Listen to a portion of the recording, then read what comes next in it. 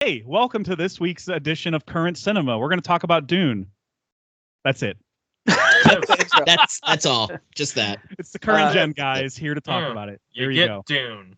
Jeff, thanks for inviting us on this week, man. Appreciate it. We all and migrated Tim, over likewise, to a totally in a past different life, studio. Yeah, totally different clothes. Thank you for inviting me, which I haven't even seen the first one. Dan was like, I haven't seen either of them. Don't know if I will. Can I sit in on this podcast? Yeah, he specifically asked to sit in and hear us talk about it.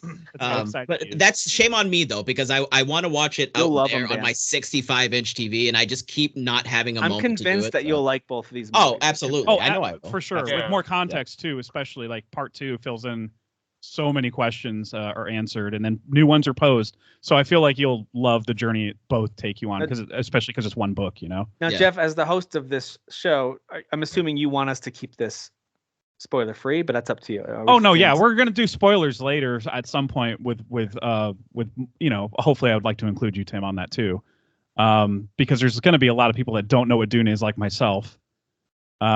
I'd always do research after the fact on an adaptation of something. I always like look up what was the book like, and then I compare.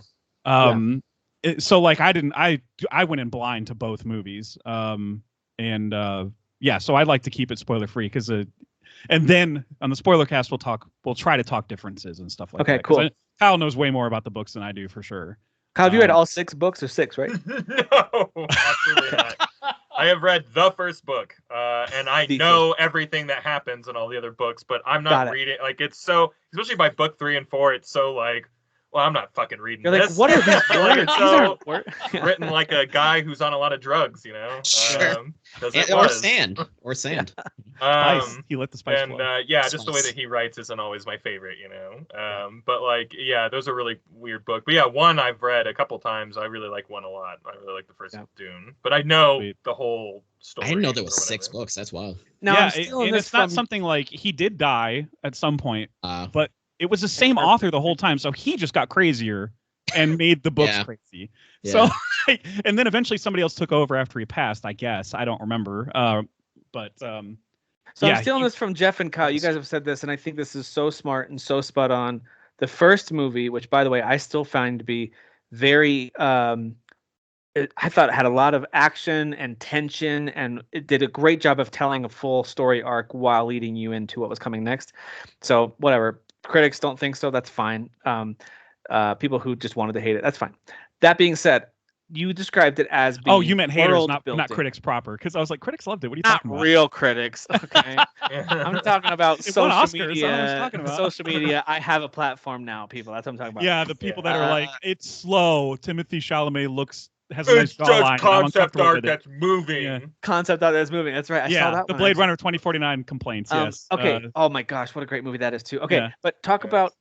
You guys both mentioned this, and I thought it was so smart and so accurate. And then as I watched the second movie, I was like, man, the world building of part 1 has made part 2 for me so much more enjoyable, and it allowed them to jump in, and there's just like action sequence, character development, building more action. Like, it was so entertaining from start to finish.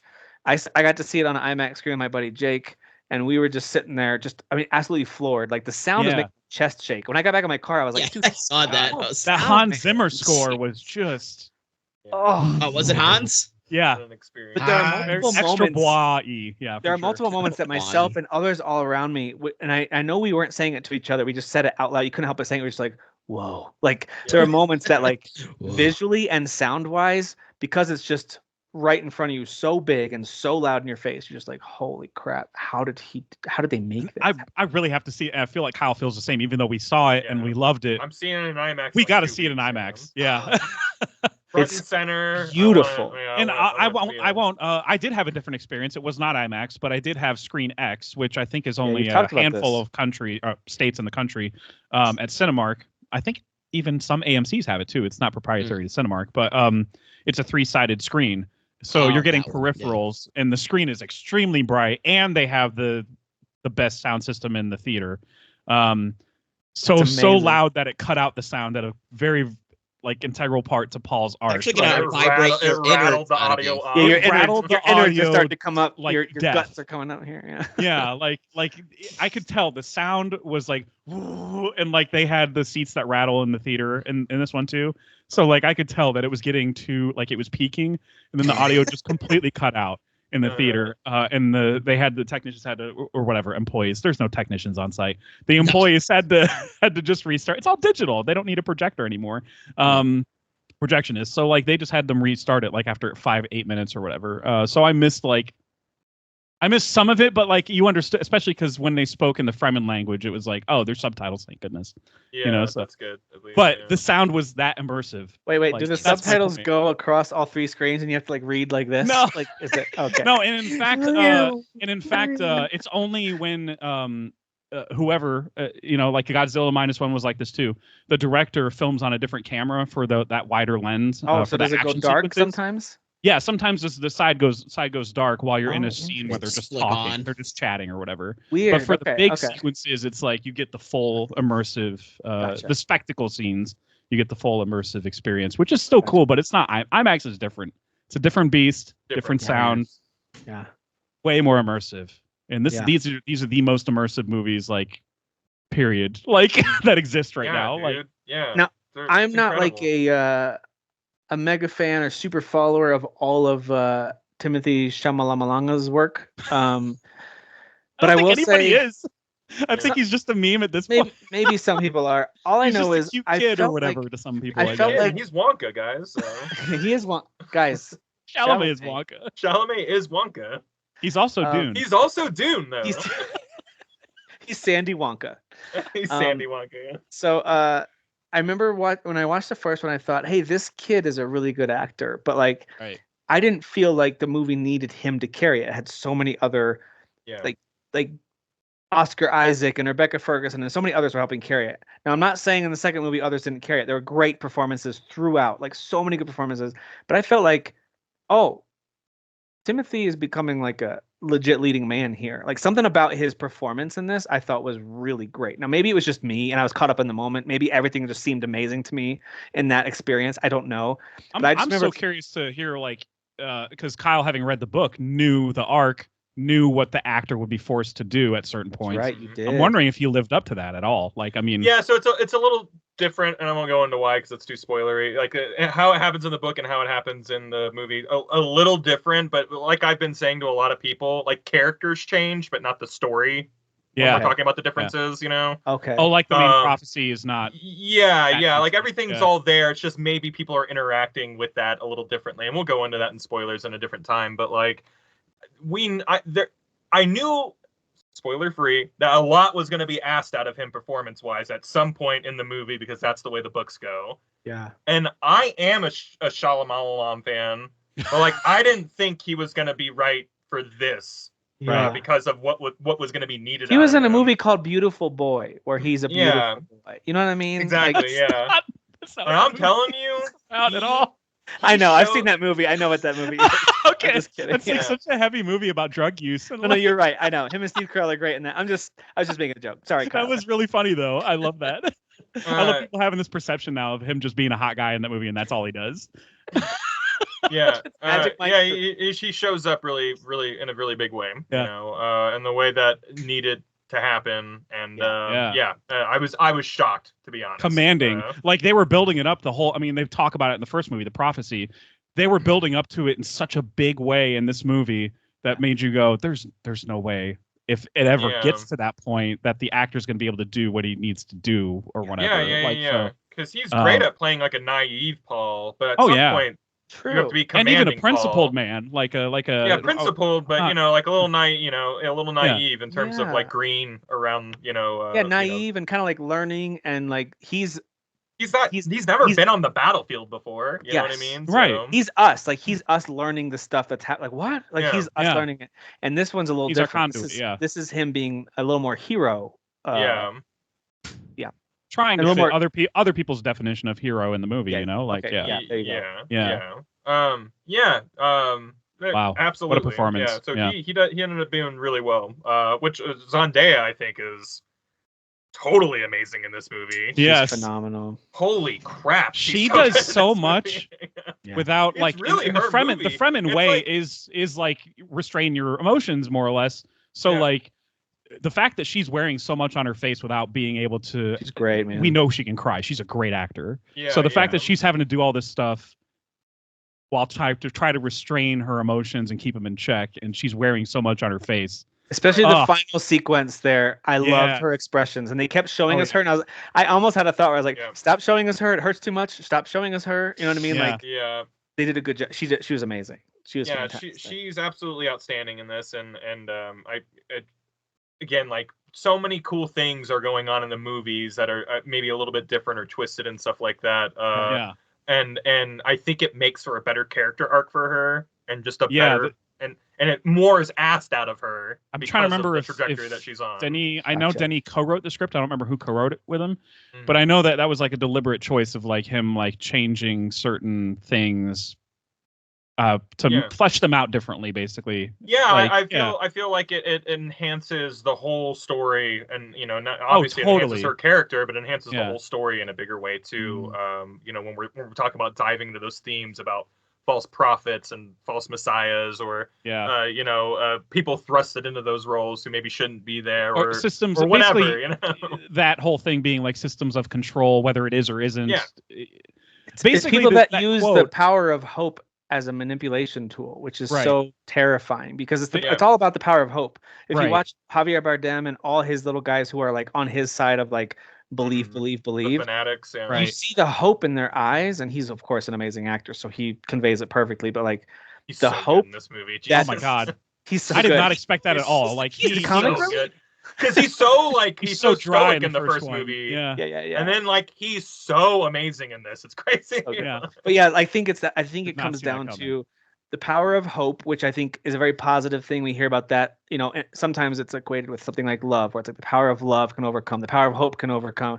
But in this case, it's the power of hope, yes, but there are those who are using it to pull the strings and control, and it's a very real and very scary kind of allegory for today too, where it's kind of like, hey, you're giving people a hope, but you're using it to control them. It's just brilliantly done, and I'm sure that Kyle, I'm sure that's and like you leave at pontificating these questions that like the movie, which the book did too. That's the whole point. You read these things and you go, wait a minute, and like that. This movie has that in spades in a big way. So big time. It feels very much like the politicking of Game of Thrones, where you're like, who's really pulling the strings here? Right. And who's rightfully supposed to be pulling these strings, and who's doing it righteously, and who's not, and yada yada. You find out some guy multiple seas away is pulling all the strings. It's cool because like when you do the first movie, you get the whole Atreides story like out of the way. Like they're all taken care of. That story is taken care of by the time that the second movie is starting. So the second movie is more about the Harkonnens and the Bene Gesserit, and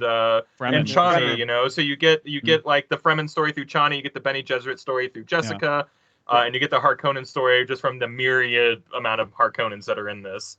And I can't believe like any. Oh my gosh! How about there? Go ahead. Hey, real quick, how about Austin? Go ahead. In that, he's amazing.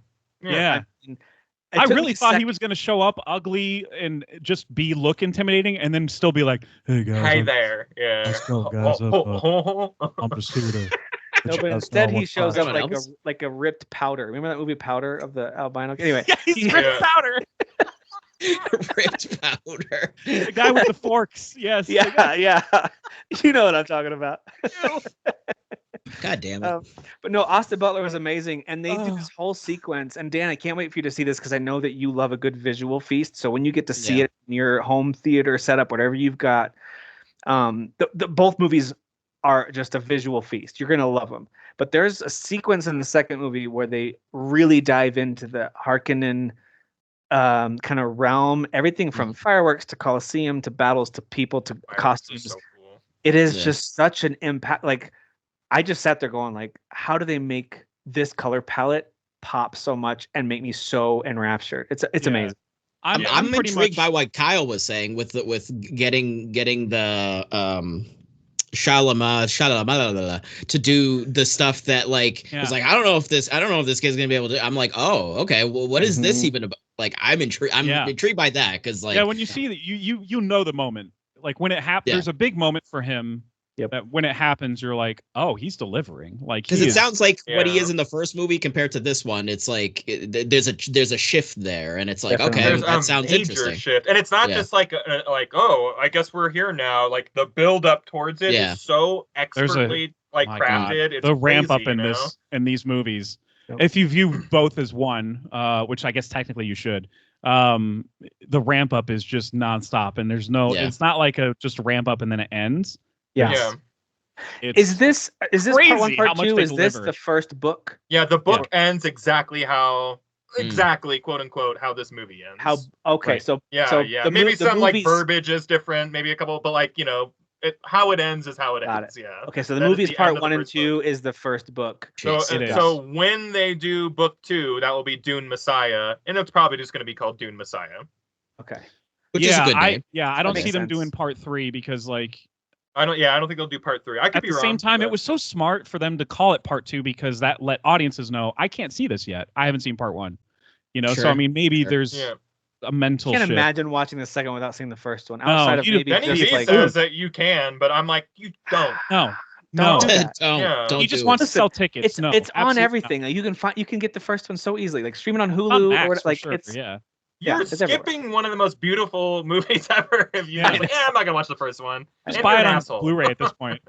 That's like Square telling us not to play remake before Rebirth. Dude, it's exactly like Rebirth with remake. Which is what they did, and I was like, listen, there's actually a lot of parallels in Dune Part 2 and Final Fantasy VII Rebirth that I'm kind of like, it's wild that they came out the same week. It's like, oh, let's take the first thing, which was beautiful and a wonderful experience, and by the way, we're gonna make it better in pretty much every way. You're like, you're gonna what? You're gonna what? You're gonna excuse me. What was the last part? Yeah.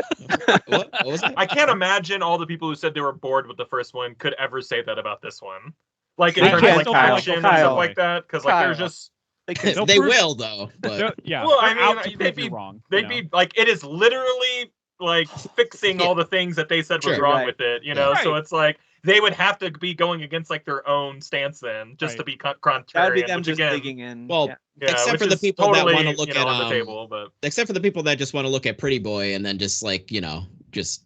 I've ran into quite a few people who want to have that conversation. Like, I just don't like Timothy Chalamet. I was like, well, I don't. By the way, I actually don't.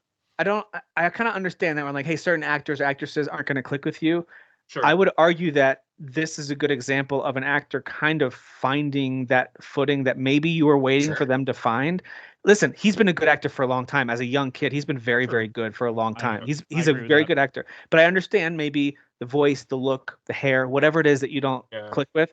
I think this one, there's just a different mode of him that comes out, and it's just kind of like, dude, this kid's got it. Man, like I already knew he had it, but if you didn't believe in him before, I feel like this is a performance that you could believe in. Yeah. Especially coming off the heels of Wonka, which is like the most wholesome role he could have chosen. And then flip that, reverse it. Oh, my bad. Chalamet is Wonka. Wonka is Chalamet. God damn it. But it's just so crazy. I don't know. I feel like he's got to be some level of a genius to pick the roles the way he does, and. He's not picking the release dates, but you know what I mean. It feels like he's deliberately like, this one's going to come out before this one. Okay. So you're going to have a misconception about me. I feel like it's not unlike. I mean, people act like this is the first time this has happened with an actor. If you guys remember, back Adam Sandler with is like the biggest example of like doing something totally ass and then turning around and doing Uncut Gems. Well, and he's continued that pattern. Like, great, awful, great. He loves doing it. He brags about doing it. Yeah. But the one that I think of, I compare Chalamet to like Leonardo DiCaprio, a very like pretty boy actor who's in movies that people think, this guy's just this weak little pretty boy. He can't do a real thing. But then over time, everybody we were there for that. But then over time, you're like, wait, was that him in Gangs of New York? He was pretty strong. Like, that was pretty good. Was that this pretty boy doing in The Departed? Yes. Blood Diamond. Like, was that him in Departed? Like, well, once he did Titanic, he's like, I gotta scrub this like look out. So he did The Beach right afterwards. The Beach. Like, that movie rocks, Danny Boyle. I love it. Totally rocks. Like, it does rock. But like he knew even back then as like a 20-something-year-old, he's like, I gotta. Inglourious Bastard. Not Inglourious, Kyle? There's Django Unchained.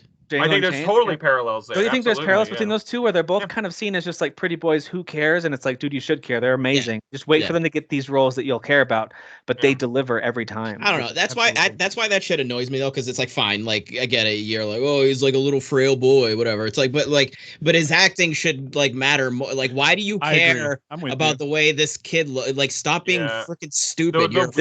People dwelling on grown ass 40 or 50-year-old adults dwelling on like how a little boy looks is really weird to me. And he's not a little boy, right? He's an adult. He's like in his 20s, but the character's supposed to be super young and like naive and wear it. He's supposed to look naive. Yeah. So like it's supposed to feel like he's great wrong coming from him on some level morally because he's like a kid. You know, like speaking of great performances, he's a kid in the movie. Yeah, he's like 15 or 16 or something. He's supposed to be 15 in the movie. It wouldn't surprise me if they were like, ours is like 20. You know what I mean? Yeah, like, yeah. You know.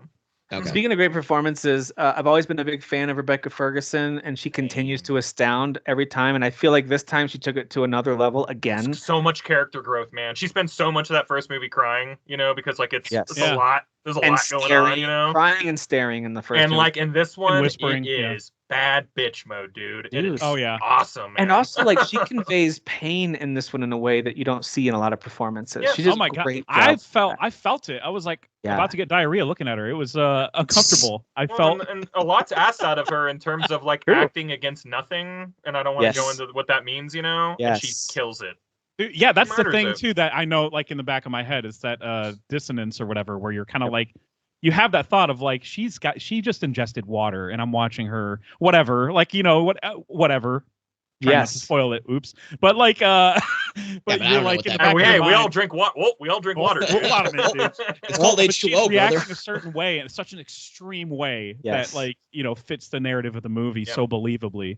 But not only that, like she has to stand up to multiple other very strong characters who we've already mentioned so far, and like you compared it to something like Game of Thrones, any of these kind of storylines where there's so many threads going and power, and who's going to pull what string at the right time and the right moment to be able to have the control over this party over here. And so her character is so impressive throughout as she's got these opportunities that come, and she wants to protect those she loves, but then she understands the importance of the future. And like, dude, I was fascinated by her character's motivation. There's some changes to her character too that are just minimal, but they're big enough to make the story better. Like and like that's what Denny V's been doing this entire time. From the book to the movie. I'm gonna twist something here. It may piss off purists because purists just live to be pissed off. Yeah, exactly. But like to serve a story in a different medium that isn't a book, these are wonderful, absolutely like jaw-dropping choices that cement themes and explore things further in ways that the book couldn't or didn't, you know. Interesting. I do like the storyline totally they told of when the first movie ends, you feel like mother and son are in this together, and so the second movie is going to be a lot. But the second movie, their storylines are very separated, like still parallel in some ways, and of course intersecting in a lot of ways, but very separate. They're like, there's a lot they are unable to say to each other due to like where they're at, and but also that, you know, they have like telepathy, so it's kind of like, do they even need to say anything to each other technically? They can sense each other Jim and over Pam's cell cliffs. phone that's just on all the time. When It's the Bluetooth. It's the Bluetooth that's on all the time. They have psychic Bluetooth. That's what she said. That's what she said. Yeah. I love that. I like how Dwight gets mad. He's like, "Who are you talking to?" Who are you talking? Talking to Pam. Sorry, she's not here. I know.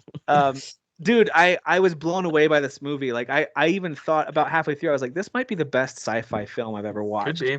And then by the time it ended, I was like, yep, this might be up there. Like, to me, it's a 5 out of 5 star kind of. And you know, my other favorite sci-fi movie is also directed by Denis Villeneuve. I don't know. I think he might have a knack for this. Might be good. I was thinking about, like, when I watched this, I was like, man, if Blade Runner 2049 and this movie had to get into a knife fight in an alleyway, I don't know who I'm cheering for. You know what I mean? Right. And like, and that means a lot because I am such a huge Blade Runner 2049 fan. Like, that movie, like, I think by the time it ended, I cried because it's sad at the end, but I also cried because when it was done, I was like, ooh, just watch my favorite fucking movie I've ever seen. And I kind of had a similar thing where this movie was wrapping up, and I was just the way that it ends, and again, like, just the weight of what's happening as whatever's happening at the end, you know, the weight the changing tides of where the universe is sitting at after that moment. The Hans Zimmer crescendo contributing to the that music feeling. helps so much. Yeah, the music is God, like. Yeah. By the way, I just sat there, just kind of like, fuck, man. Like there are moments where the music is swelling and the hum of the music builds so much. You're like, dude, turn it down a little bit. But I didn't want them to. But like you're feeling it. It's just like I'm feeling this and seeing it all at the same time. Yeah. And then all of a sudden, at this key moment at the end, this final showdown that happens, the music goes silent and it's just sound and effects. you notice it. I love that you notice it, dude. That's my couldn't help it. I was just like, it's so quiet right now. Like my stomach growled in that moment. I was like, I just feel a pin drop while they're like, people are circling each other and stuff. Good. Like it's so good. Kyle touched on the or both of you touched on the Harkonnen planet with the reverse. No, they have a black sun basically. So when it's black hole and like the fireworks being a different shade of black and white at daytime versus nighttime was just how did they do? Basically, they're going to win awards for this stuff, like right away. Visuals. And we're in March. Well, they're going to win so many awards. They're wheeling a character from inside, which is in color because it's not saturated by the sun or the moon that's out at that time. And as they're wheeling out onto the balcony, all the color saturates away. And I'm telling you, it's like one of my favorite sequences, maybe ever. It's amazing. It's just amazing. Crazy thought. I mean, I know it's just editing, but I don't know how you do that. But like, I've got no clue how you do that. It's amazing editing. Visual effects too. Visual effects especially. Yes, absolutely. That's and getting that lighting right so they can make those changes look really good. Like so that's the stuff I'm wondering about, not the explosion that's in the posters. Like I know how they do that by this point. How did you do that planet? I don't understand this. It's amazing. How you do that? How you do that? It's so good. And we talked about music cutting out. Jeff had a moment in his theater for probably a good, let's say, between 5 to 10 minutes where you had no sound somewhere in there. Yeah, and I was getting real Harkonnen. I was basically getting Dave Bautista like he is in this movie, just shouting the whole movie. You described what someone else in the theater did that sounded hilarious. Oh my God! So it was a very, very loud scene and a very crucial scene to Paul's arc, and it's just very loud. And so while the action is still happening on the screen, people in my auditorium are like, "Oh no, God! Oh, he's doing it!" They start making the sound effects. So funny. That's good. Yeah. Cue in the sound guys. Get the sound guys. That's really good. Oh man, that was so guys, funny. This is a must-see movie experience. Now, in this day and age, a lot of you, including some of us, have such great home movie setups. You're gonna love it at home. Just make sure you get a chance to watch it at some point. Watch both these movies on a good screen with good sound system, and just let it rip. They're so excellent, man. Really love them. And this has come from someone I didn't read either of the books. I only saw little clips of the old movie and thought it was too weird. Never really got into the old movie. It just didn't click with me. And I understand these new ones are also weird, but to me they're weird in an appealing way. And I know, like the Lynch movie is like 70s Lynch weird, you know. Yes, this movie's like purple, like this. It's art house weird. You know what I mean? Like they're different weirds. You know, that's fair. Yeah. Yeah.